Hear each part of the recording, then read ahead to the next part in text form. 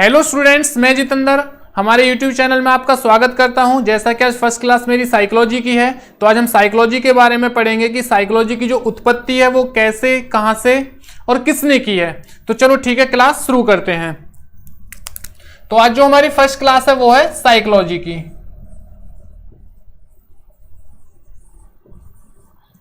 Psychology और psychology को हिंदी में कहते हैं मनोविज्ञान।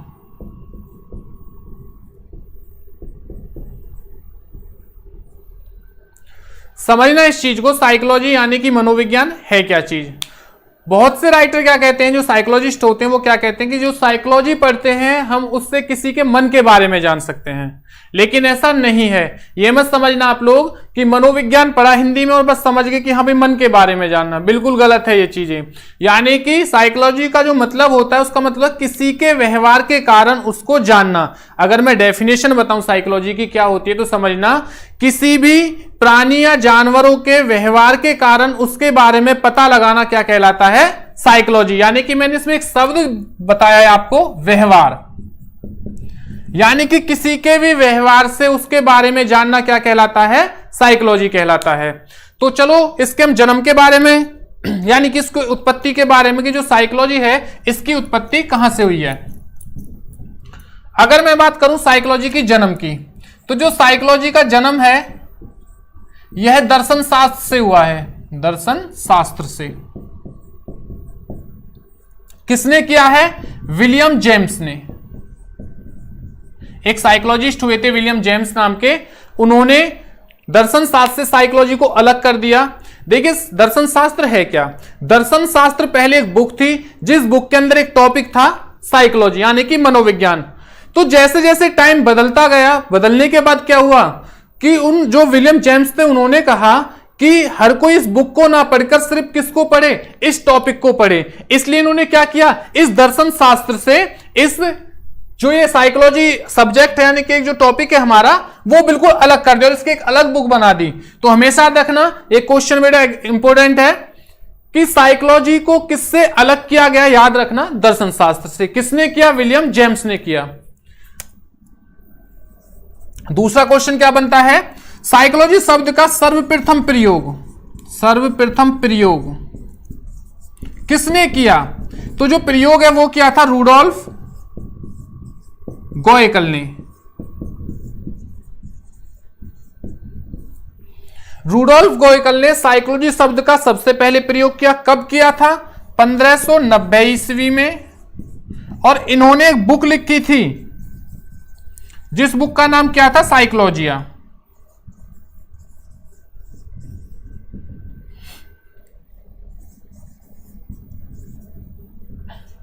तो याद रखना ये इंपॉर्टेंट चीज है भाई कि साइकोलॉजी शब्द का सबसे पहले प्रयोग किसने किया, रूडोल्फ गोएकल ने किया। कब किया, 1590 में किया था। किस किताब के अंदर इसका वो किया था प्रयोग, साइकोलॉजिया के अंदर।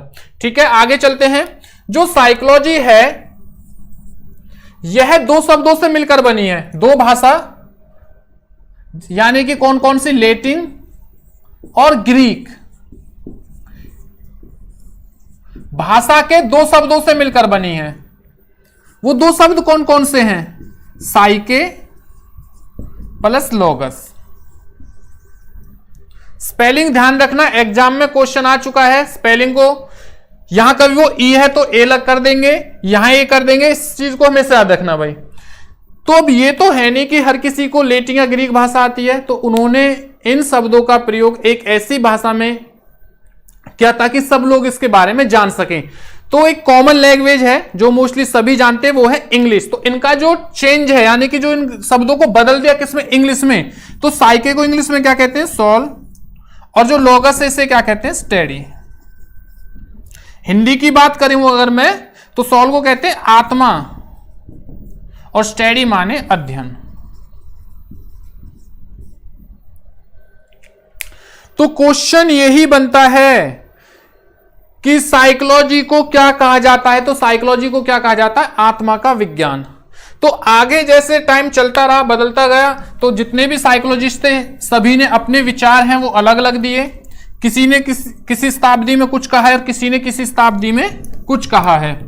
तो बात है 16वीं शताब्दी की। 16वीं शताब्दी में साइकोलॉजी को क्या कहा जाता था, क्वेश्चन बनता है ये तो समझना इस चीज को।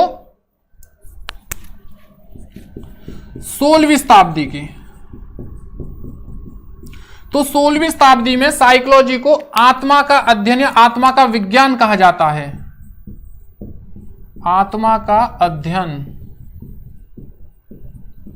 किसने कहा था? किस साइकोलॉजिस्ट ने कहा था? यह कहा था अरस्तु, डेकार्टे और प्लेटो ने।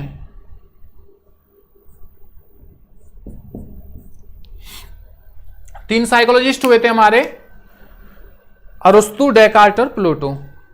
तो बहुत से बच्चे क्या होते हैं, कंफ्यूज रहते हैं कि हम इतने साइकोलॉजिस्टों का नाम कैसे याद रखें। तो हमेशा याद रखना, मैं आपको थोड़ा लॉजिक बता रहा हूं इसमें। अरस्तु नाम के साइकोलॉजिस्ट थे, उन्होंने प्लेट में खाना खाते वक्त क्या ली? डकार ली।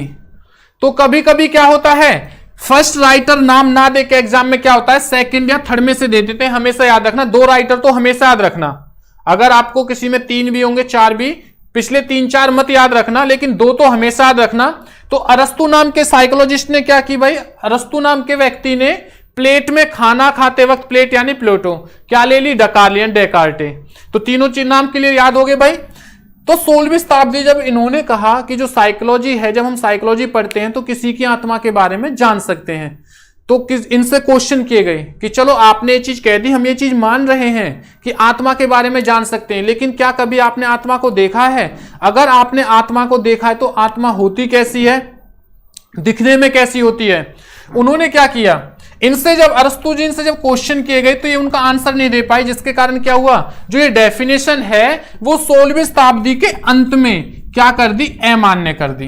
अमान्य मतलब कि भाई इन्हें खुद को नहीं पता, ये खुद ने अपने ऊपर ट्रस्ट नहीं है, विश्वास नहीं है, तो ये आगे कैसे हो सकता है? नहीं, बिल्कुल नहीं जान सकते। तो जो ये डेफिनेशन है वो क्या हुई? अमान्य है। लेकिन चली कौन सी शताब्दी में थी? 16वीं शताब्दी में। उसके बाद शताब्दी चलती है 17वीं।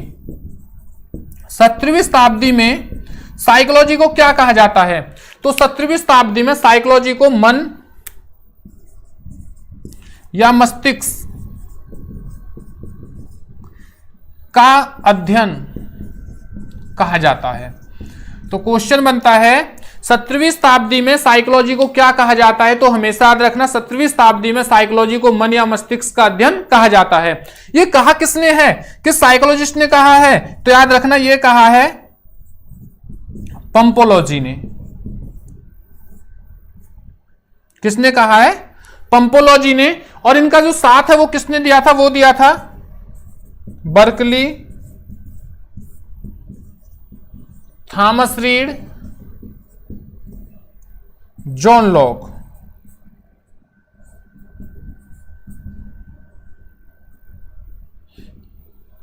तो ये चीज याद रखना भाई, देखिए समझना इस चीज को। मन या मस्तिष्क का अध्ययन किसने कहा था? पंपोलॉजी ने, बर्कली ने, थॉमस रीड ने, जॉन लॉक ने। थोड़ा लॉजिक बता देता हूं फिर से। मन या मस्तिष्क को मानिए हार्ट, दिल। दिल का काम क्या होता है? पंप करना, यानी पंपोलॉजी। दिल का काम क्या होता है? ब्लड को पंप करना, यानी पंपोलॉजी। जब हमने दिल का काम हुआ पंप करना, हमने अपने दिल के बारे में क्या कर लिया? थॉमस रीड पढ़ लिया, उसे रीड कर लिया। उस रीड से याद रखना थॉमस रीड भाई। उसके बाद जब हमने अपने दिल को पढ़ा, यानी मन को पढ़ लिया, हमने क्या किया? उसको लॉक कर दिया, यानी कि ताला लगा दिया, जॉन लॉक हो गया भाई। और इसी खुशी में हमने क्या बांटी? बर्फी बांटी, यानी कि बर्कली। ये चीज क्लियर है? तो एग्जाम में क्वेश्चन क्या बनता है? 17वीं शताब्दी में साइकोलॉजी को क्या कहा जाता है? तो क्या कहा जाता है? मन या मस्तिष्क का विज्ञान। ये किसने कहा था? पंपोलॉजी ने। आगे चलते हैं। ये जो डेफिनेशन है, यानी जो परिभाषा है, 2 शताब्दी चली थी। कौन कौन सी? 17वीं शताब्दी प्लस में 18वीं शताब्दी। तो 2 शताब्दी में सिर्फ क्या पढ़ा गया था भाई? कि जो साइकोलॉजी है उसे क्या कहा जाता है? मन या मस्तिष्क का विज्ञान। लेकिन जब जैसे इन्होंने कहा कि साइकोलॉजी को मन या मस्तिष्क का विज्ञान कहा जाता है, इनसे भी सेम क्वेश्चन किए जो और साइकोलॉजिस्ट थे, यानी कि जो और मनोविज्ञान थे, उन्होंने क्या किया भाई? जितने भी साइकोलॉजिस्ट होते थे उन्होंने क्वेश्चन किया, चलो ठीक है आपने जो कहा हम उस चीज को मान रहे हैं, लेकिन आप जो कह रहे हो क्या ऐसा है या नहीं है? इन्होंने इनसे क्वेश्चन किया, चलो ठीक है, क्या आपने कभी मन को देखा है? अगर आपने मन को देखा है तो हमें भी बताइए मन कैसा होता है। तो इनसे जब क्वेश्चन किए गए तो क्या हुआ भाई? ये आंसर नहीं दे पाए, जिसकी वजह से क्या हुआ? जो ये डेफिनेशन है वो भी 18वीं शताब्दी के अंत में क्या हो गई? अमान्य कर दी। एक चीज और समझना मेरी, अगर मैं किसी चीज के बारे में बोलूं कि मैंने ऐसी चीज बनाई है, तो आप कोई भी ट्रस्ट नहीं कर सकता जब तक क्या है मैं भाई आपको बताऊं ना। मैं कहने लगूं जो ये मार्कर है ये हवा में लिखता है, क्या ऐसा है? बिल्कुल नहीं है। आप कब तक नहीं मानोगे? जब तक मैं आपको लिख के ना दिखाऊं कि जो ये है ये मार्कर सच में हवा में लिख रहा है नहीं लिख रहा। तो सेम कंडीशन थी जब अरस्तु जी ने कहा था कि साइकोलॉजी पढ़ने के बाद हम किसी की आत्मा के बारे में पढ़ सकते हैं, जान सकते हैं, तो इनसे क्वेश्चन किए गए। चलो ठीक है, आपने कहा हम इस चीज को माने, लेकिन हमें प्रूफ तो करके दिखाओ। जब इनसे प्रूफ की बात आई तो ये इस चीज को नहीं कर पाए। उसी के बाद पंपोलॉजी भी आई भाई, उन्होंने कहा मन या मस्तिष्क के बारे में, तो इनसे क्वेश्चन किए गए। लेकिन क्या हुआ, जब ये भी आंसर नहीं दे पाए तो ये जो डेफिनेशन है वो भी क्या हुई, अमान्य होगी। तो ये लेकिन चली कितनी थी, 2 शताब्दी। उसके बाद जब 17वीं और 18वीं शताब्दी के बाद शताब्दी कौन सी आती है भाई, शताब्दी आती है 19वीं। तो 19वीं शताब्दी में साइकोलॉजी को क्या कहा जाता है, क्वेश्चन बनता है ये कि 19वीं शताब्दी में साइकोलॉजी को क्या कहा जाता है। तो हमेशा याद रखना 19वीं शताब्दी में साइकोलॉजी को, 19वीं शताब्दी, तो 19वीं शताब्दी में साइकोलॉजी को चेतना का विज्ञान कहा जाता है।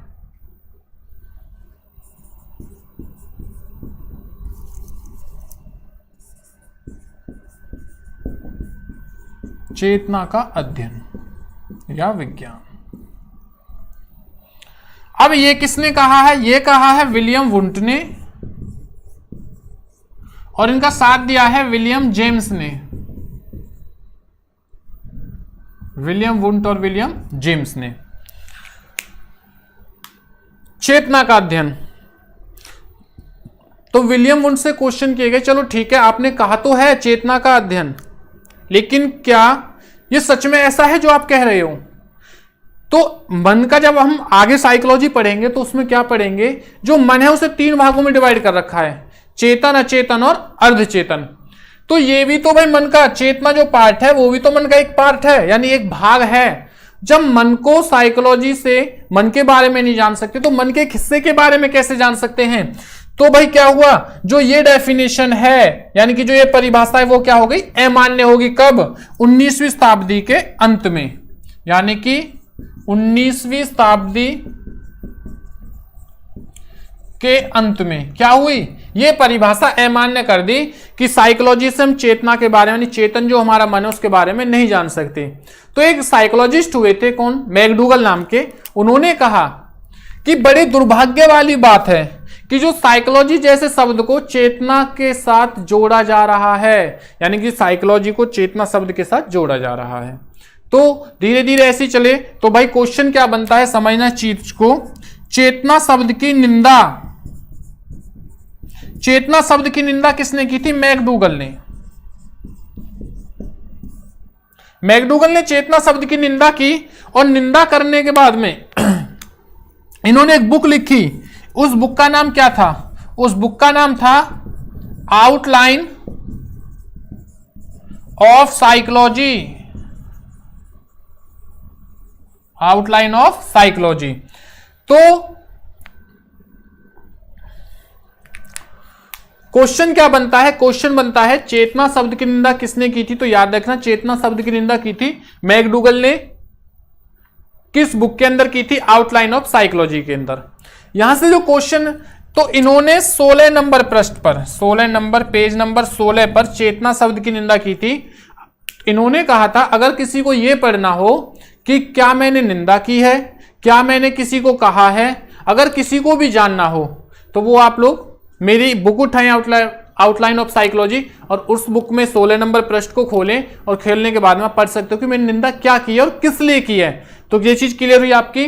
तो याद रखना 19वीं शताब्दी में साइकोलॉजी को क्या कहते हैं, चेतना का अध्ययन। किसने कहा था, ये कहा था भाई विलियम वुंट ने कहा था, और विलियम जेम्स ने इनका साथ दिया था। उसके बाद में चेतना शब्द की निंदा किसने की थी, चेतना शब्द की निंदा की थी भाई मैकडूगल ने। इन्होंने एक बुक लिखी थी आउटलाइन ऑफ साइकोलॉजी, इस बुक के अंदर की थी, और कितने नंबर, 16 नंबर पृष्ठ पे की थी। ये चीज क्लियर हुई आपकी, ठीक है भाई। आगे चलते हैं, नेक्स्ट करते हैं। तो विलियम वुंट से जुड़े हुए 2-3 क्वेश्चन हैं, वो चीज मैं आपको बता देता हूं वो क्या क्वेश्चन है विलियम वुंट से जुड़े हुए।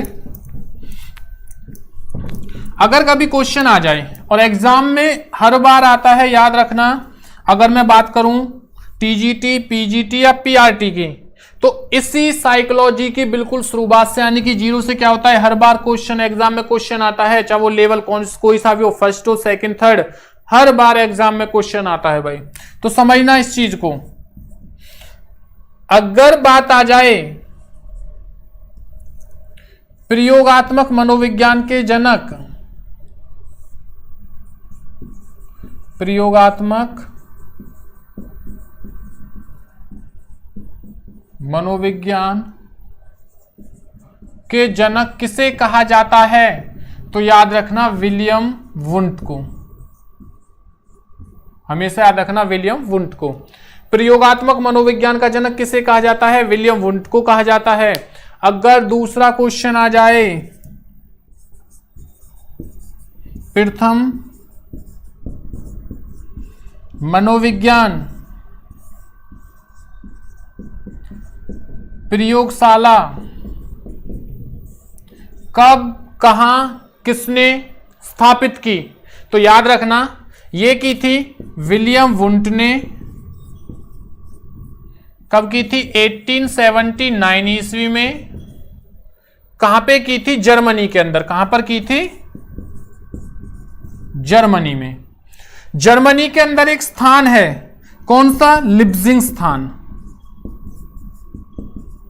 लिप्जिंग स्थान में, लिप्जिंग शहर, और इस लिप्जिंग शहर के अंदर एक कॉलेज है, जिस कॉलेज का नाम क्या है, कॉलेज है, जिस कॉलेज का नाम क्या है, लिप्जिंग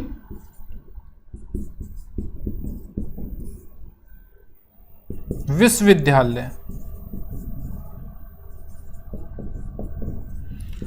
और इस विद्यालय के अंदर इन्होंने पहली प्रयोगशाला स्थापित की थी, यहां पहला प्रयोग हुआ था। अब इस जो कॉलेज है, इस कॉलेज का वर्तमान में नाम बदल चुका है। तो याद रखना, अगर क्वेश्चन आ जाए कि वर्तमान में इसका नाम क्या है, तो याद रखना इसका जो वर्तमान में नाम है वो है कार्ल मार्क्स विश्वविद्यालय।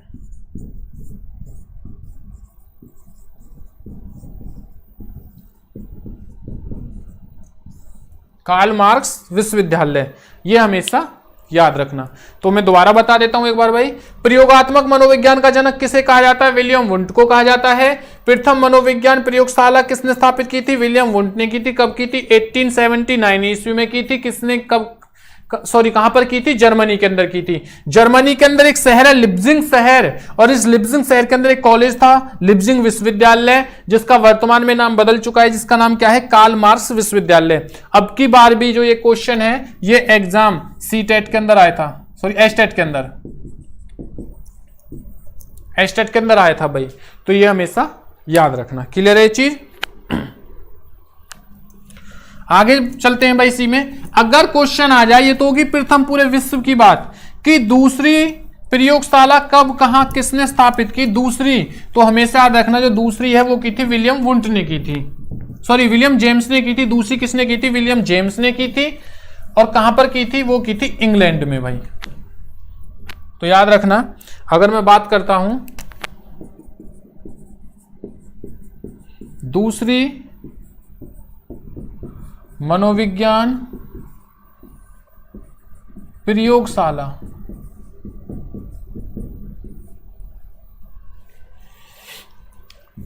कब, कहां, किसने स्थापित की थी, तो याद रखना ये की थी विलियम जेम्स ने। कब की थी, 1890 में ईस्वी में। कहां पर की थी, इंग्लैंड के अंदर।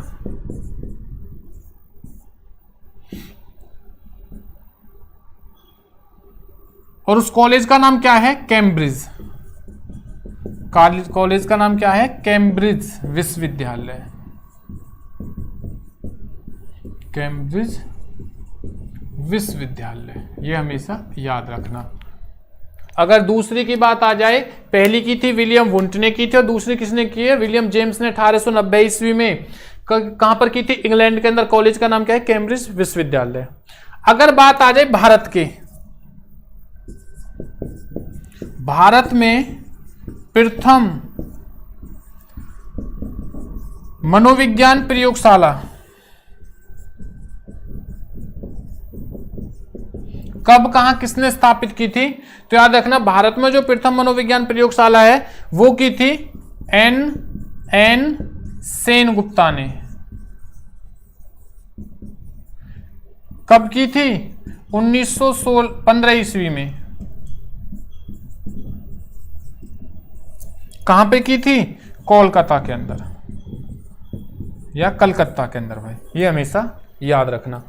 तो भारत में प्रथम मनोविज्ञान प्रयोगशाला किसने स्थापित की थी? वो की थी एन सेनगुप्ता ने की थी। कब की थी? 1915 में। कहां पर की थी? कलकत्ता के अंदर। तो याद रखना 3 क्वेश्चन बनते हैं, तीनों ही इंपोर्टेंट हैं। अगर आज बात आ जाए विश्व की कि विश्व में प्रथम, तो याद रखना विलियम वुंट ने। सेकंड की बात आ जाए तो विलियम जेम्स ने। अगर थर्ड की बात आ जाए यानी कि भारत के अंदर अगर आ जाए प्रथम किसने की थी, तो भारत के अंदर प्रथम है वो की थी एन सेनगुप्ता ने 1915 में और कोलकाता के अंदर। ये चीज क्लियर हुई आपकी। चलो अब आगे चलते हैं। अगर क्वेश्चन आ जाए मनोविज्ञान का जनक किसे कहा जाता है, तो याद रखना मनोविज्ञान का जनक कहा जाता है अरस्तु जी को। और शिक्षा मनोविज्ञान का जनक किसे कहा जाता है? थॉर्नडाइक को भाई, ये चीज याद रखना। आगे देखना, शताब्दी चल रही थी 19वीं में क्या कहा गया था साइकोलॉजी को? 19वीं शताब्दी में साइकोलॉजी को चेतना का अध्ययन कहा गया था, लेकिन क्या हुई ये डेफिनेशन अमान्य होगी। शताब्दी कौन सी चलती है? शताब्दी चलती है 20वीं शताब्दी। 20वीं शताब्दी, तो 20वीं शताब्दी यानी कि साइकोलॉजी को क्या कहा जाता है? इसे कहा जाता है व्यवहार का विज्ञान या व्यवहार का अध्ययन। ये किसने कहा था? ये कहा था जेबी वाटसन ने,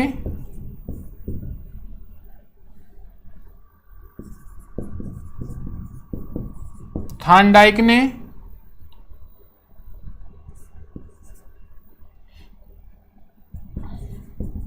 स्किनर ने और मैकडूगल ने। ये याद रखना हमेशा भाई। अगर आ जाए व्यवहार का अध्ययन किसने कहा है, तो जेबी वाटसन ने, थॉर्नडाइक ने, स्किनर ने और मैकडूगल ने। तो 20वीं शताब्दी में क्या होता है? व्यवहार का विज्ञान। तो जो मैंने आपको शुरू में डेफिनेशन बताई थी कि साइकोलॉजी से हम किसी भी प्राणी के या जानवर के, किसी भी प्राणी या जानवर के व्यवहार से उसके बारे में पता लगा जा सकता है, तो उसे क्या कहते हैं? साइकोलॉजी। याद रखना साइकोलॉजी का काम क्या होता है? किसी के बारे में जानना। लेकिन हम किसी के बारे में जानेंगे कैसे और कब भाई? उसके व्यवहार के कारण। सपोज कीजिए अभी किसी गली में कुत्ता रह रहा है, हमें नहीं पता वो कैसा है, हम फर्स्ट टाइम गए, उसने हमारे ऊपर भूखा, उसने भूंसना शुरू कर दिया हमारे ऊपर। तो क्या हुआ, जब नेक्स्ट टाइम जाएंगे हम उससे बच के जाएंगे। क्यों? क्योंकि हमें पता है ये काट सकता है। किससे जाना? उसके व्यवहार से, क्योंकि वो हमारे साथ ऐसी एक्टिविटी कर चुका है। अभी कोई बच्चा है बड़ा शांत है, लेकिन हमें क्या पता है वो शुरू में हमने देखा वो शांत है कैसा है, लेकिन उसने हमारे सामने एक्टिविटी की कि वो सच में ही शांत है, तो क्या लगेगा यार बच्चा शरीफ है। यानी कि किसी को भी जानना किसके कारण? उसके व्यवहार के कारण। ये चीज क्लियर है आपकी। आगे देखना भाई, मैंने आपको भी बताया था अगर क्वेश्चन आ जाए मनोविज्ञान का जनक किसे कहा जाता है, मनोविज्ञान का जनक, तो याद रखना किसे कहा जाता है? अरस्तु। दूसरा क्वेश्चन, शिक्षा मनोविज्ञान का, तो शिक्षा मनोविज्ञान का जनक किसे कहा जाता है? याद रखना थॉर्नडाइक।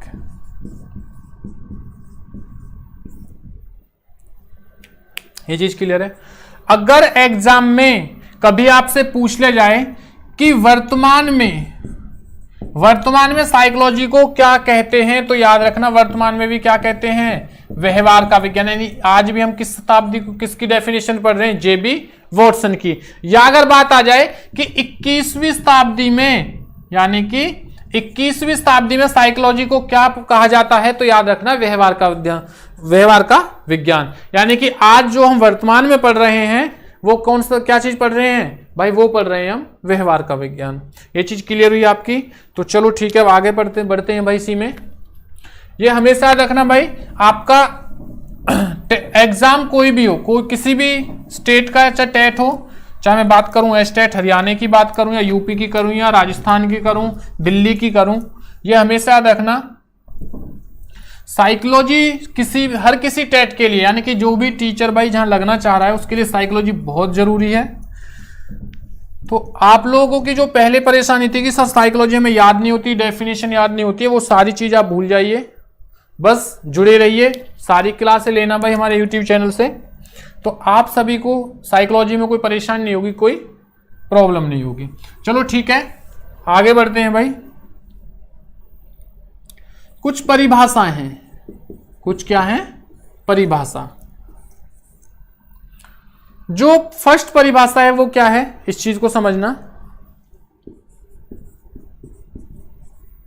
मनोविज्ञान मानव व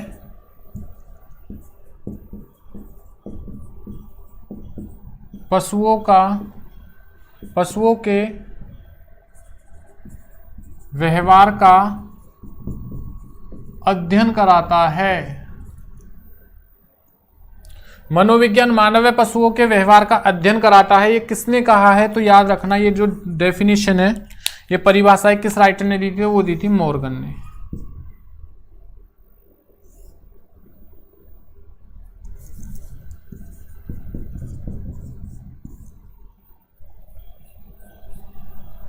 ये हमेशा याद रखना। तो समझना, मनोविज्ञान मानव पशुओं के व्यवहार का अध्ययन कराता है, किसने कहा था? मॉर्गन ने। देखिए याद कैसे रखोगे, इसमें दो शब्द आए हैं, एक तो मानव, एक पशु।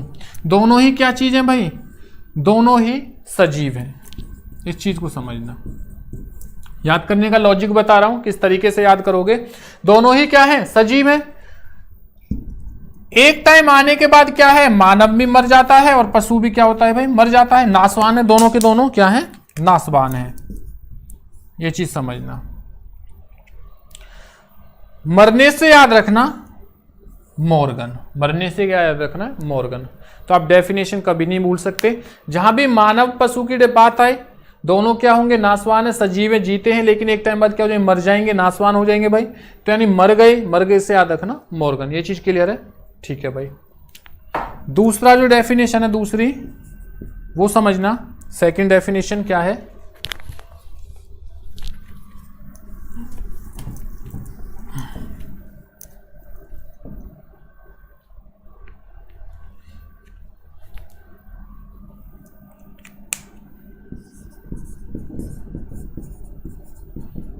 मनोविज्ञान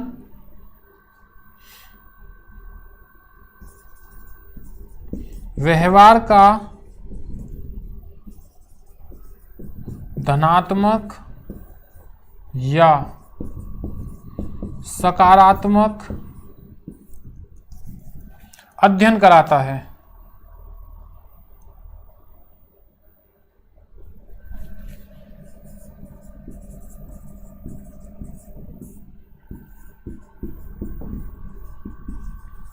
इस चीज को समझना, मनोविज्ञान व्यवहार का धनात्मक या सकारात्मक अध्ययन कराता है। ये डेफिनेशन किसने दी है? तो याद रखना भाई, जो ये डेफिनेशन दी है, ये दी है जे.बी. वॉटसन ने। जे.बी. वॉटसन ने। अब कैसे याद रखोगे कि ये डेफिनेशन जे.बी. वॉटसन ने दी है? देखो मैंने आपको बताया था भाई, बिल्कुल टेंशन फ्री हो जाइए। आपको ऐसी साइकोलॉजी पढ़ाएंगे लॉजिकली कि आप बिल्कुल नहीं भूलोगे भाई। धनात्मक या सकारात्मक का मतलब मैं कह सकता हूं पॉजिटिव, दोनों का मतलब एक ही सेंस है भाई, सकारात्मक या धनात्मक का। धन को पकड़ लो बस, इसमें ये शब्द है धन को। देखो धन का, अगर मैं कोई बच्चा अपने ऊपर ना ले भाई, या कभी कोई समझने लगे, कोई भाई समझने लगे कि पता नहीं सर किसी कास्ट को लेके, ऐसा कुछ नहीं है, बस आपको याद कराने के लिए बता रहा हूं। एक ना गांव में कहावत होती है कि जो सबसे ज्यादा धन होता है वो किसके पास होता है? बनिया के पास। तो बनिया से हम क्या लेने जाते हैं भाई? सामान जो बनियान की धन सबसे ज्यादा किसके? बनिया के पास। बनिया के पास जाने के बाद हम क्या लेके थे? सामान। जो बनिया है वो हमें सामान किस चीज से तोल के देता है? तराजू से। अब तो इलेक्ट्रॉनिक कांटे हैं, लेकिन पहले तो नहीं थे, तराजू थे। तराजू में क्या रखते हैं? वाट। तो याद रखना वाट। जे.बी. वॉटसन। ये चीज क्लियर है आपकी। जहां भी धन की बात है यानी पॉजिटिव बात हो रही है भाई, हम दोनों चीज समझ लें, सकारात्मक पॉजिटिव समझना, धन का मतलब भी पॉजिटिव और होता ही है।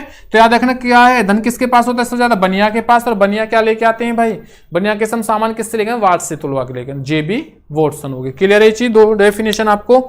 जहां पशु व मानव व पशु मरने की बात हो रही है मॉर्गन, और क्या हो रहा है, धन की और सकारात्मक पॉजिटिव बात हो रही है तो JB वॉटसन। चलो ठीक है, आगे चलते हैं। जो नेक्स्ट डेफिनेशन है, थर्ड डेफिनेशन,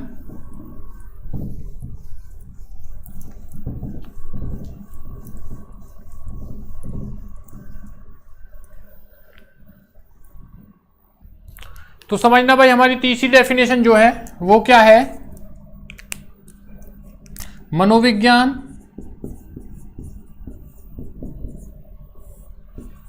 आचरण व व्यवहार का यथार्थ विज्ञान है। यथार्थ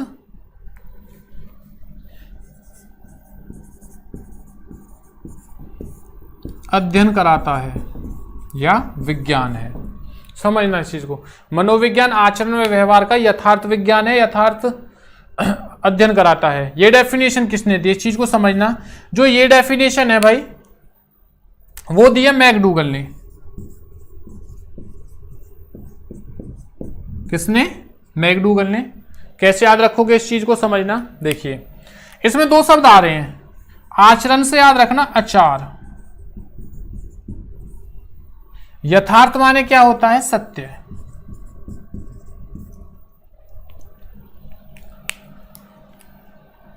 अब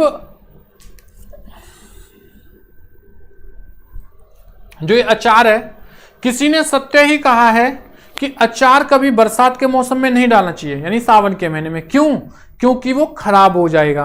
और कोई भी चीज खराब कब होती है, जब वो चीज गल जाती है। तो हमेशा याद रखना ये चीज भाई कि हमें अचार नहीं डालना, कब, बरसात के मौसम में। आचरण से याद रखना अचार। और किसी ने क्या कहा है, बिल्कुल सत्य बात का, क्या हो जाएगा, खराब हो जाएगा। खराब क्या होता है, जब वो चीज गल जाती है। तो मैकडूगल, याद रखना मैकडूगल भाई। ये चीज क्लियर है आपकी। तो जो तीसरी डेफिनेशन वो भी आपकी कंप्लीट हुई। तो ये चीज समझना, छोटी छोटी चीजें हैं लॉजिकली, क्योंकि अब आपका जो मेन मकसद है वो ये नहीं है कि आपको पूरी थ्योरी लिखनी है।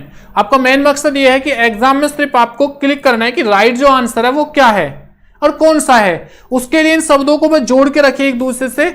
आगे चल के आपको क्या है, जैसे जैसे थोड़ी और प्रैक्टिस होगी आप लोगों की और थोड़ा पढ़ोगे तो क्या होगा भाई, ये चीजें क्लियर हो जाएंगी। तो आपको कोई प्रॉब्लम नहीं होगी कि किस साइकोलॉजिस्ट ने हमें कौन सी थ्योरी दी है या फिर कौन सी परिभाषा दी है। ठीक है, वो सारी चीज किसी ना किसी उससे मैं जोड़ता रहूंगा। आगे चलेंगे, जैसे नेक्स्ट टाइम में पढ़ेंगे, ये चीज हमेशा याद रखना। तीसरी जो डेफिनेशन वो क्या है, मनोविज्ञान विभिन्न प्रतिक्रियाएं या प्रतिक्रियाओं का समायोजन करना ही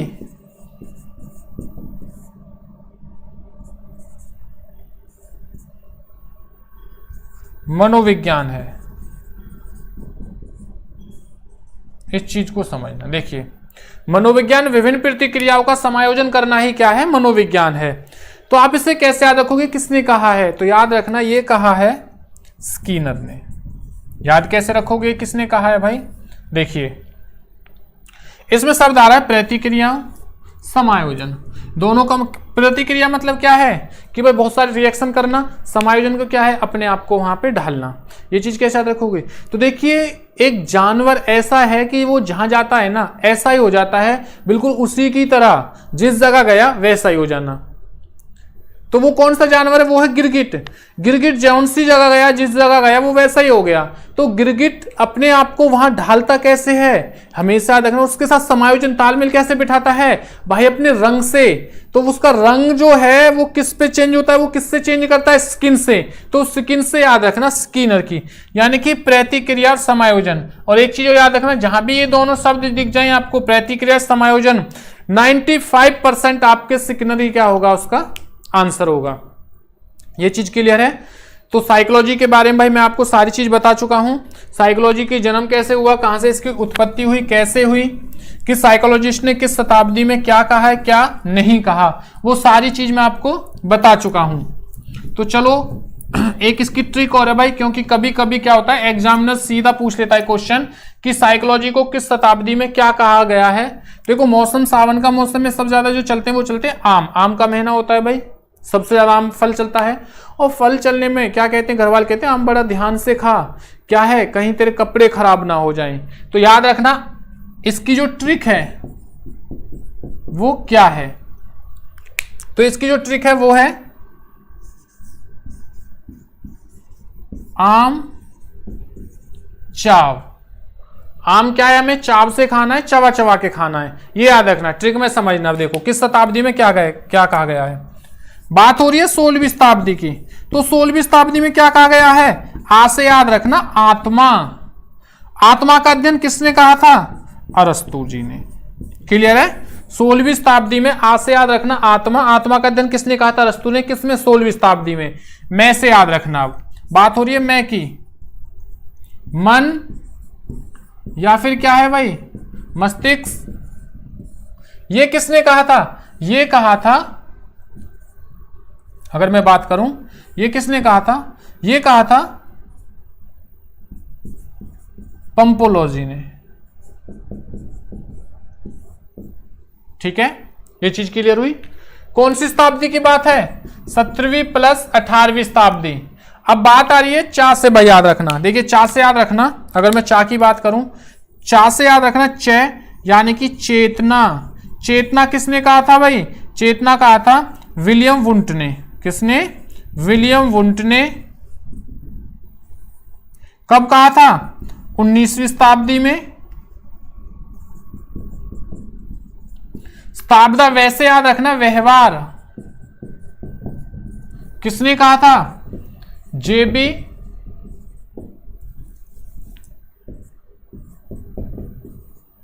वॉटसन ने। क्लियर है ये चीज। किस शताब्दी में कहा था भाई, ये भी चीज याद रखना। ये कहा था 20वीं में प्लस 21वीं अब चल रही है, यानी कि वर्तमान में। अगर पूछ लिया जाए कि वर्तमान में साइकोलॉजी क्या कहते हैं, व्यवहार का विज्ञान। तो ये ट्रिक है, ट्रिक हमेशा याद रखना भाई।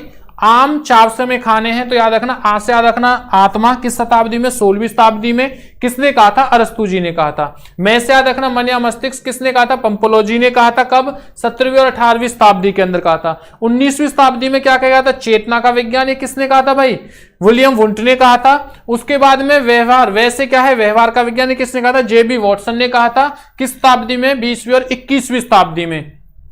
अगर यहीं से क्वेश्चन आ जाए चेतना शब्द की निंदा किसने की है, अगर चेतना शब्द की निंदा, तो भाई तुम्हें पता था मैंने किसने की है, मैकडूगल ने। किसने की है, मैकडूगल ने। किस बुक के अंदर की थी, आउटलाइन ऑफ साइकोलॉजी। तो ये चीज क्लियर है आप लोगों की। तो भाई जो भी साइकोलॉजी मैंने आपको बताया था, जितनी भी शुरुआत थी, वो सारी चीज आपकी कंप्लीट हुई। तो आप सभी को समझ में आया होगा। अगर किसी बच्चे को फिर भी समझ में ना आए तो वो कमेंट्स कर दे अच्छे से, और दोबारा से अच्छे से समझाने की कोशिश करेंगे भाई। तो भाई ये वीडियो सभी ग्रुपों में यानी अपने फ्रेंडों के पास शेयर कीजिए, लाइक कीजिए और सब्सक्राइब करें, हमारे यूट्यूब चैनल को सब्सक्राइब करें भाई, और कमेंट्स करें। ठीक है, ताकि हम और अच्छी वीडियो और अच्छे तरीके से जो हमारी टीम है वो क्या है और अच्छे से काम करें, ताकि आपके लिए और अच्छी चीजें लेके आ सके। यानी कि जो भी एग्जाम में आए, जो भी आपका एग्जाम आ रहा है उसके लिए बहुत इंपॉर्टेंट चीज हो। ठीक है, हैव ए गुड डे, मिलते हैं नेक्स्ट क्लास में।